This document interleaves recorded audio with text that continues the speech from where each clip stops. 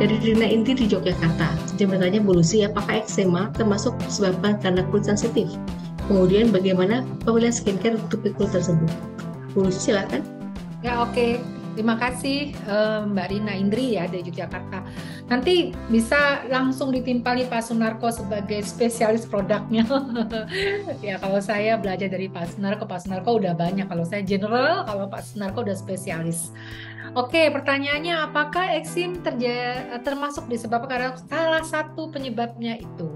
Jadi kalau kita bicara kulit sensitif, satu dari tadi paparan di slide yang pertama ya, kalau kita bicara kulit sensitif, pertama adalah barrier skin yang lemah, sehingga kemudian segala iritan, polutan, segala macam masuk, kemudian menjadi trigger pemicu terjadinya inflamasi, inflamasi yang didiamkan terus-menerus bisa menjadi berkembang menjadi satu penyakit ya, salah satunya adalah eksim.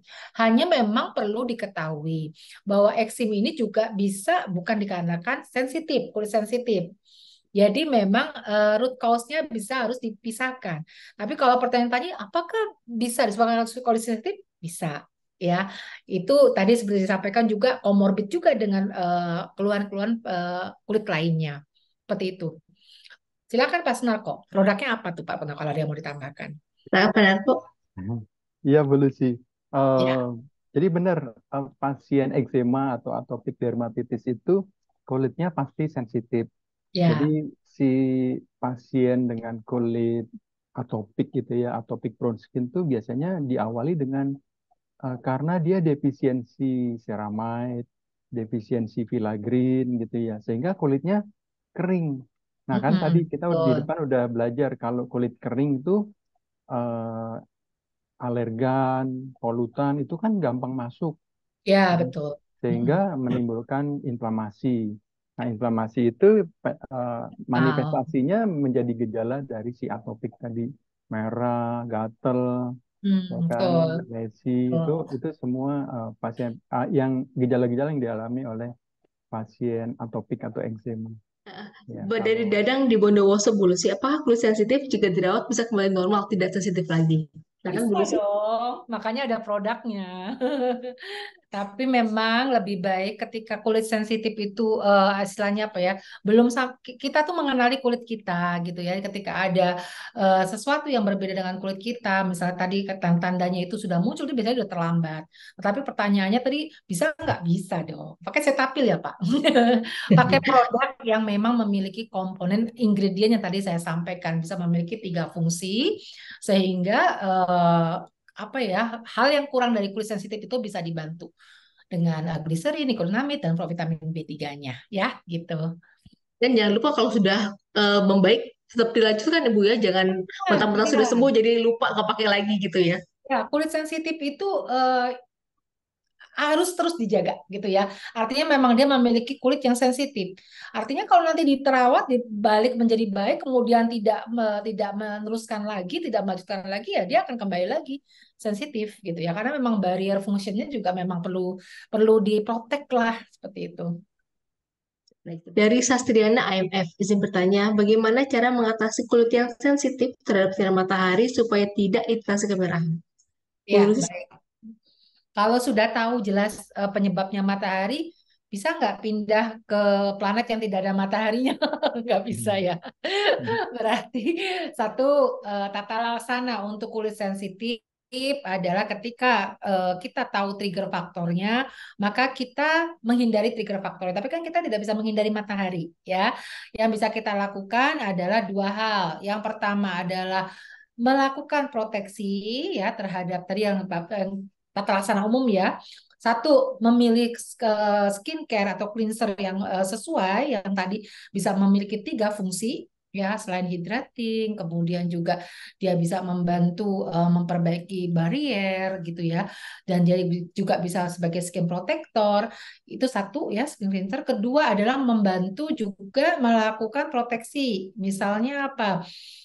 Menggunakan misalnya kain cadar seperti ini ya, supaya tidak terlalu terkena matahari langsung. Terus juga nutrisi juga jangan dilupakan karena kalau tadi bicara kulit juga tidak lepas dari nutrisi. Jadi poinnya adalah hindari Tapi kalau tidak bisa dihindari, minimalkan dan bantu dengan perawatan skincare yang dapat membantu optimalisasi dari kesehatan kulit, mencakup 3 action tadi. Begitu. Produknya apa Cetaphil, Pak? Kalau yang tadi untuk Pak matahari. Rako silakan Pak Rako untuk matahari Pak. Tadi kayaknya udah disebutin sih, Pak. Silakan Pak Oh Rako, iya, saya silakan. kalau produk kita untuk sun proteksi itu Cetaphil Defense UVA UVB. Itu Oh, SPF-nya 50, PA-nya 28. oh. Wow, tinggi sekali itu. Ya. Karena memang betul tadi saya menyambung yang jawaban dari Bapak ya. Kalau Cetaphil tadi ada tuh sunscreen dengan pelembab, tapi nggak semua sunscreen ada dengan pelembab. Nah, tadi ada UVA, UVB gitu ya. UVA, UVB berarti kan sudah ada proteksi. Kedua, ada juga pelembabnya ya Pak ya. Jadi bisa membantu juga melindungi dan juga menjaga kelembapan. Ih, bagus. Dari Agung Priyati di Cirebon, mohon izin bertanya. Hmm. Peta laksana terkena biang keringat seperti apa? Di usia 59 tahun, 6 bulan di musim kemarau, sekarang saya kena biang keringat hampir setengah badan. Sudah pakai pelembab, salisilikat, tapi masih gatal juga.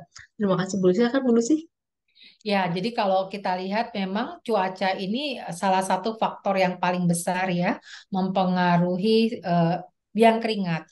Nah, untuk orang-orang yang memang memiliki sekresi keringat yang lebih besar daripada orang lain, tentunya ada beberapa hal yang perlu dilakukan. Satu, gunakan pakaian yang memang dapat menyerap keringat dengan baik. Hmm. Sering berganti pakaian. Kedua, menyeka keringat sesering mungkin tapi tidak menyeka dalam arti menggosok ya. Menggosok itu akan menimbulkan keluhan kulit lainnya. Tetapi menyeka itu lebih sering untuk seperti kayak istilah tadi Pak Sunarko apa tuh apa sih Pak ini ya, membasuh Tap ya. gitu ya, tap, tap. Ya, membersihkan ya. Terus yang paling penting, ruas-ruas yang paling sering tidak atau luput dari kita pada saat kita memiliki keringat itu adalah di bagian lipatan, lipatan, lipatan, lipatan. Pemberian ASI salisilik itu memang sebenarnya bisa mengurangi, tetapi hati-hati juga pemberian yang terlalu besar, ASI salisilik sendiri aja mempunyai sifat mengiritasi kulit. Ya, jadi teman-teman ketika memang memiliki tadi dalam cuaca yang sangat ekstrim ini biang keringatnya atau keringat yang makin banyak dan tidak dapat diatasi dengan non farmakologi, tadi bantuan juga dengan menggunakan skin cleanser yang sesuai, yang memiliki bahan yang aman. Dan nanti juga pelembabnya juga hati-hati nih Pak. Kalau nggak salah kemarin ada juga jenis pelembab yang oily, yang justru membuntu atau menyumbat pori-pori. Nah, ini juga memperparah biang keringatnya. Jadi itu dua hal itu yang perlu dilakukan baik untuk pencegahannya maupun untuk perawatannya. Dari Mediana di Tangerang, izin bertanya, kulit ujung tangan dan kaki mudah pecah dan kasar. Apakah itu termasuk kulit sensitif? Untuk tata-tata seperti apa? Silakan, Bu Lucy. Ya, seperti tadi saya sampaikan, banyak orang berpikir bahwa kulit sensitif hanya pada wajah. Kulit sensitif itu bisa terjadi pada bagian-bagian yang lainnya. Salah satu, ada 5 tanda ya untuk kulit sensitif. Salah satunya adalah perasaan kasar, kemudian kering ya. Jadi kalau pertanyaannya itu apakah itu juga bisa menjadi pertanda kulit sensitif? Bisa, karena tidak hanya terjadi pada wajah, pada seluruh bagian gitu ya. Dan tanda-tanda itu juga muncul salah satu seperti yang disebutkan tadi gitu ya, kasar gitu. Jadi terapinya apa Pak? Berarti kalau dengan kulit sensitif itu penggunaan skin cleanser dan juga pelembab ya Pak ya. Iya. Jadi jangan jangan apa malas untuk menggunakan pelembab di bagian yang cenderung gampang Kering ya, terus kering, pecah gitu ya. Gitu. Apalagi di musim kemarau gini gitu ya. ya. Apalagi lantainya banyak debu gitu Ya, ya. betul Itu betul betul Pak, betul itu nggak pakai alas kaki gitu ya Pak ya. ya Hmm. semakin mempermudah kulit kita jadi kering, pecah-pecah gitu. Tapi kuncinya benar Bu Lucy. Jangan malas menggunakan pelembab Karena kalau di mm, di bagian besar tuh bagian-bagian. orang pada wajah ya Pak, hanya fokus di wajah ya. Betul, betul. Padahal tadi kulit kaki itu penting. Coba kita tes yuk kaki kita lihat mana yang pecah-pecah, ayo tumitnya. Karena semua fokusnya pada wajah, leher, tangan, daun gitu ya Pak ya. Tapi Ya. pada tumit itu yang resikonya mungkin tinggi ya kalau di cuaca Hmm. seperti ini juga diberikan. Hmm. Saya setuju Suka Pak. terlupakan. Suka terlupakan ya Bu ya kalau tumit, padahal penting juga sama throughout-nya dengan wajah. Hmm. Ya, kadang-kadang nggak cuma lupa Bu, ngirit gitu ya. Karena supaya pelembabnya awet gitu. Padahal kan sebenarnya kan salah satu tugas pelembab adalah tidak hanya melembapi bagian yang kulit itu kan pelembab itu kan sebenarnya memberikan kesehatan ya, menghidrasi kulit ya, sehingga proteksi kulit kulit itu kan sebagian besar memproteksi dalamannya ya. Jadi kita tidak hanya memperbaiki yang kelihatan di wajah aja, walaupun memang secara normal manusia tuh pasti akan memperhatikan bagian muka ya. Tapi ya tadi tempat-tempat di mana ya sering terjadi sensitivitas seperti tadi di kulit, di lipatan alat kelamin pun juga ada gitu ya. Kadang-kadang itu udah kalau mungkin mandi juga nggak dikeringkan dengan baik gitu ya, juga nggak dibersihkan dengan baik itu juga potensi. Kasih aja pelembab juga supaya pasangannya juga oke lah. Masa mukanya cakep, lepitannya nggak cakep ya nggak Bu? Betul. Dari Jumrawati di Makassar, ada beberapa produk yang sudah kita ketahui aman dan ada BPOM-nya. Tapi saat kita pakai, wajah malah terasa perih. Yang ingin saya tanya, apakah produk itu masih aman atau memang kulitnya sensitif? Dulu silakan. Oh, oke. Semua produk yang sudah diberikan izin oleh BPOM dinyatakan aman, belum tentu juga sesuai dengan kulit kita. Ada beberapa produk konten yang memang teman-teman sensitif ya. Makanya kalau setiap di produk kosmetik itu pasti ada warningnya, ada peringatannya. Benar nggak Pak Sunarko? Untuk produk yang sensitif terhadap ingredientnya hati-hati. Side effect juga ditulis. Jadi kalau dikatakan izin BPOM sudah dinyatakan aman atau aman. Tetapi jaminan aman ini memang gimana ya? Kalau kita bicara obat ya, itu berdasarkan dari standar yang diterapkan. Contoh nih ya, ini ngomong agak sedikit melenceng ya. Obat gitu ya. Obat antara obat yang kita bicara obat patokannya referensinya adalah originator gitu ya, dibandingkan dengan obat non originator gitu ya. Apakah obat yang generik itu aman tidak aman? Aman, tetapi efikasinya sama? Belum tentu sama. Ya, jadi bicara mengenai legalitas, bicara mengenai keamanan, ya, tetapi outcome klinik atau efek dari klinis berbeda-beda gitu. Dan itu juga tergantung dari tidak hanya komposisinya, tetapi juga formulasinya, tergantung juga bahan pengisinya, tergantung juga salah satu tadi uji klinisnya, kemudian lamanya satu satu apa produsen mempunyai pengalaman. Karena kalau dilihat dari pergerakan tadi Pak Pak Sunarko juga cerita ya, ternyata sejalan dengan waktu tuh banyak melakukan pengembangan sehingga menemukan satu produk yang memang benar-benar memenuhi kebutuhan dan tentunya pasti memperhatikan dari efikasi dan safety-nya. Gitu, Mbak Enidia.